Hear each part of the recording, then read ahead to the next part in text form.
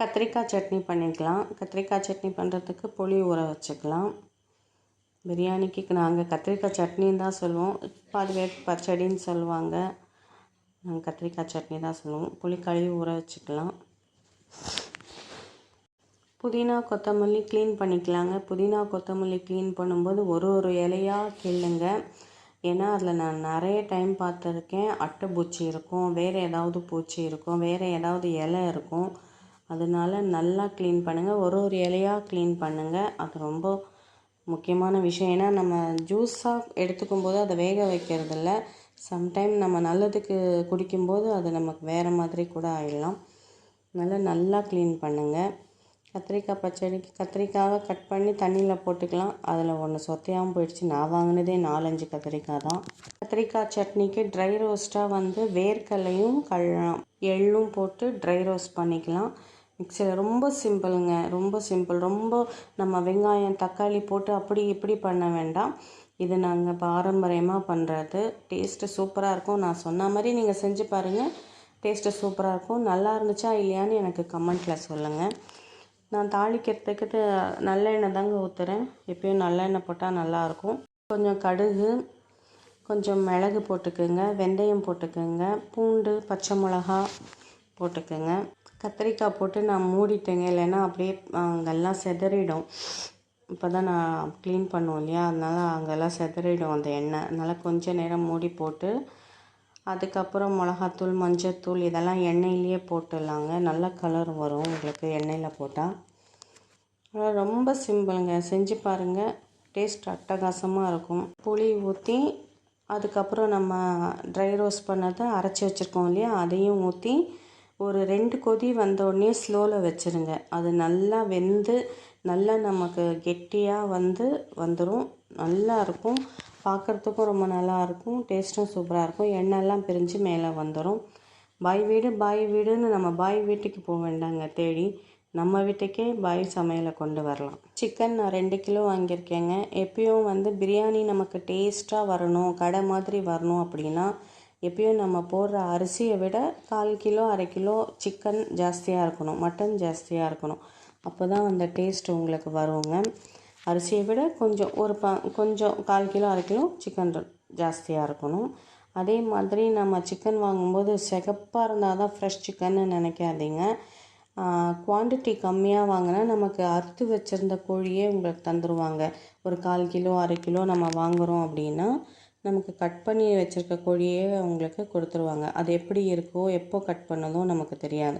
நம்ம 1 kilo 1/2 kilo அப்படி வாங்கும்போது அந்த முழு கோழியும் நமக்கே வந்துடும். அது நமக்கு தெரியும் அது ஃப்ரெஷ் கோழி அப்படின்னு. நான் க்ளீன் பண்ணும்போது அந்த சைடில் இருக்கிறதெல்லாம் நல்லா விரல் விட்டு க்ளீன் பண்ணுவேங்க. எனக்கு அதெல்லாம் இருந்தால் பிடிக்காது. அதனால் நான் க்ளீன் பண்ணும்போது இப்படி தான் க்ளீன் பண்ணுவேன். நான் எப்பயும் சொல்கிற மாதிரி தான் வாஷ் பண்ணதுக்கப்புறம் வினிகர் ஒரு மூடி போட்டு வாஷ் பண்ணிப்பேங்க. கோழி கால், இந்த எலும்பு இதெல்லாம் டாக்ஸ்க்கு. இந்த எலும்பு நம்ம வீட்டு டாக்ஸ்க்கு, இந்த கோழிக்கால்லாம் வெளியில் இருக்கிற டாக்ஸ்க்கு. 65 செய்யும்போது நான் எப்பயுமே கஸ்தூரி மேத்தி போட்டுப்பேங்க. அதுவும் ரொம்ப பாரம்பரியம் தான். அப்போல்லாம் பார்த்திங்கன்னா வெந்தயத்தை செடியாக வர வச்சு அதை காய வச்சு ட்ரை பண்ணி எடுத்து வச்சுப்பாங்க. இப்போ நமக்கு அந்த மாதிரிலாம் இல்லையா, வாங்கி தான் யூஸ் பண்ண. நானும் ரொம்ப நாளாக யூஸ் பண்ணுறேன். உங்களுக்கு சிக்கன் பிரியாணி, மட்டன் பிரியாணி மாதிரி டேஸ்ட்டும் கலரும் கொடுக்கும் இந்த கஸ்தூரி மேத்தி யூஸ் பண்ணிங்கன்னா. நான் 65ல் போட்டிருக்கேன். செம்ம வாசனை வருங்க. நீங்கள் உங்கள் வீடு கிராஸ் பண்ணுறவங்களுக்கு தெரியும் என்ன மாதிரி வாசனை வருதுன்னு. நம்ம கடைக்கு போனால் என்ன ஸ்மெல் வருதோ அந்த மாதிரி இருக்கும். நீங்களும் ட்ரை பண்ணி பாருங்கள். நல்லா கலக்கும்போது கடைசியாக கொஞ்சம் தேங்காய் எண்ணெய் போட்டு நல்லா கலந்து வச்சுக்கோங்க. பாருங்கள், 65 மசாலா ட்ரையாக இருக்குது பாருங்கள். தண்ணியாக இல்லாமல் ட்ரையாக இருந்தால் தான் நம்ம ஃப்ரை பண்ணும்போது நமக்கு கடாயில் ஒட்டாமல் வரும். அந்த மசாலா ஃபுல்லுமே நம்ம சிக்கனில் ஒட்டியிருக்கும்.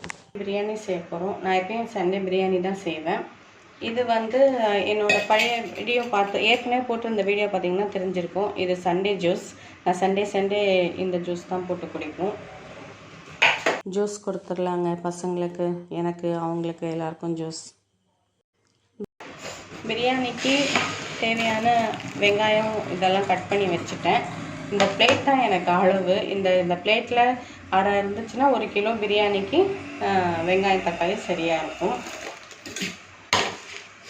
அப்புறம் நிறைய பேருக்கு அரிசி அளக்க தெரியல. இது பாருங்கள், 1 கிலோ அரிசி டம்ளரில் அளந்து அதுக்கு ஒரு தண்ணி அளந்து 2 டம்ளருக்கு 4 டம்ளர் தண்ணி 3 டம்ளர் தண்ணி அப்படின்னு கணக்கு வச்சுக்கிட்டே இருக்க வேண்டாம், குழப்பமே வேண்டாம். பிரியாணி ரொம்ப சிம்பிள். எல்லோரும் நினச்சிட்ருப்பாங்க, பாதி பேர் நினச்சிட்ருக்காங்க பிரியாணி வந்து ரொம்ப கஷ்டம், நம்ம சரியாக செய்ய மாட்டோம் அப்படின்னு.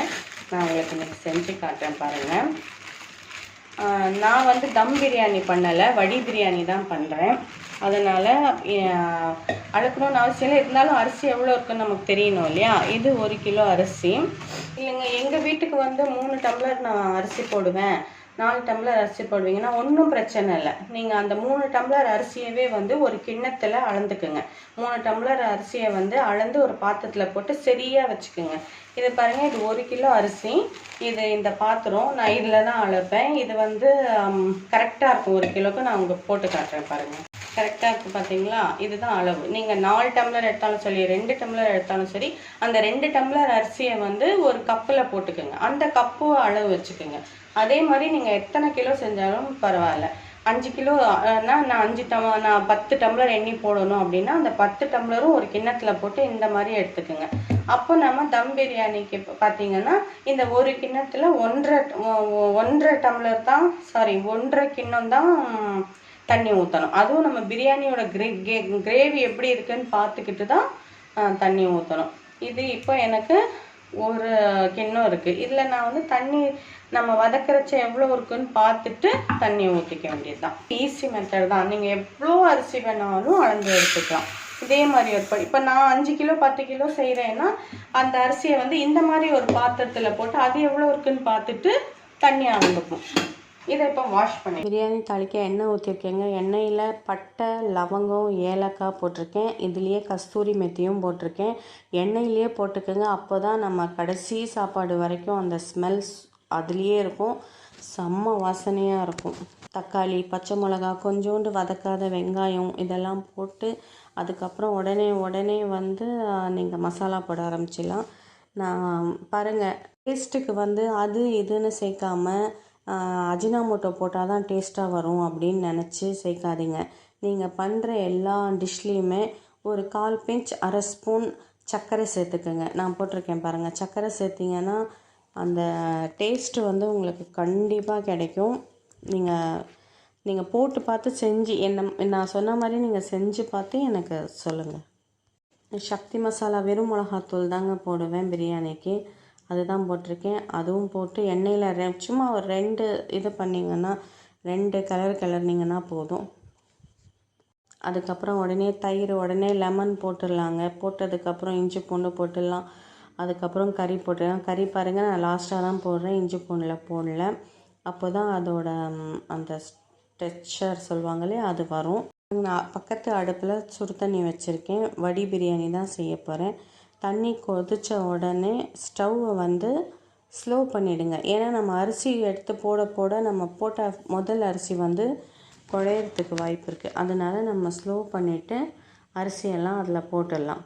போட்டுட்டு நம்ம ரொம்ப நேரம் வெயிட் பண்ணணுன்னு அவசியம் இல்லைங்க. 70% 80% வேக வைக்கணுன்றலாம் அவசியம் இல்லை.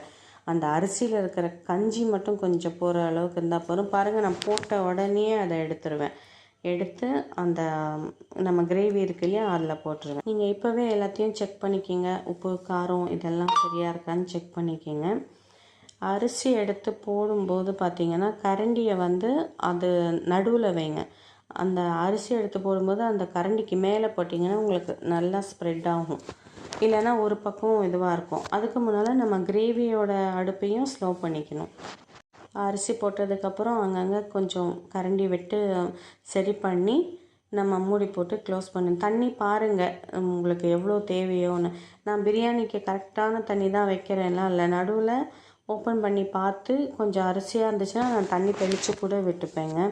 கரெக்டாக வருங்க. நம்ம செய்கிறது தாங்க. அதுவும் நிறைய தடவை செஞ்சு பார்த்தா தான் உங்களுக்கு கரெக்டாக வரும். தட்டு போட்டு மூடி அது மேலே வெயிட் வச்சுருங்க. வெயிட் வச்ச உடனே கொஞ்சம் அந்த பக்கம் இந்த பக்கம் புகை வருதா பாருங்கள்.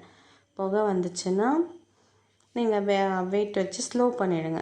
நீங்கள் ஸ்லோ பண்ணும்போது நான் அடுப்பு காட்டுறேன் பாருங்கள்.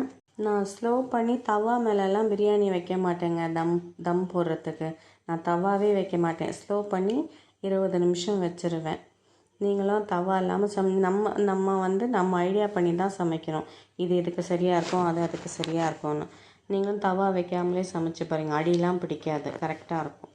65 ஃப்ரை பண்ணி எடுத்துக்கலாங்க. அவ்வளோதாங்க, பிரியாணி ரெடி.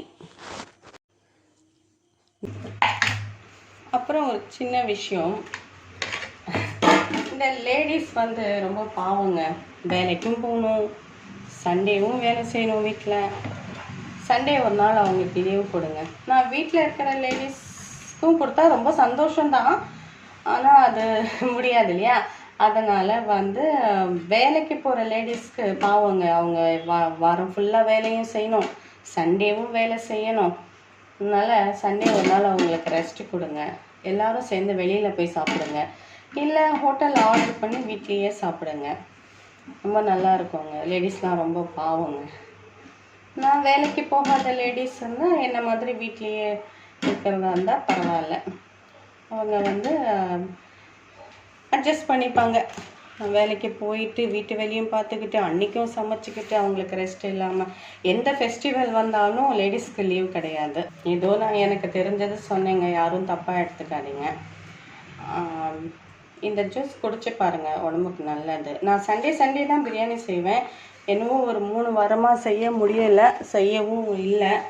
அப்படியே கொஞ்சம் அந்த டாக் ரெஸ்க்யூ சொன்னேன் இல்லையா, அதுலேயே கொஞ்சம் டைம் போயிடுச்சு, நேரமும் சரியாக இருந்துச்சு. நான் செஞ்ச பிரியாணி எப்படி இருக்குன்றதை கமெண்ட்டில் சொல்லுங்கள். நீங்கள் என்ன செஞ்சீங்க அப்படின்றதையும் கமெண்ட்டில் சொல்லுங்கள். நான் செஞ்சதில் ஏதாவது தப்பு இருந்தால் அதையும் கமெண்ட்டில் சொல்லுங்கள்.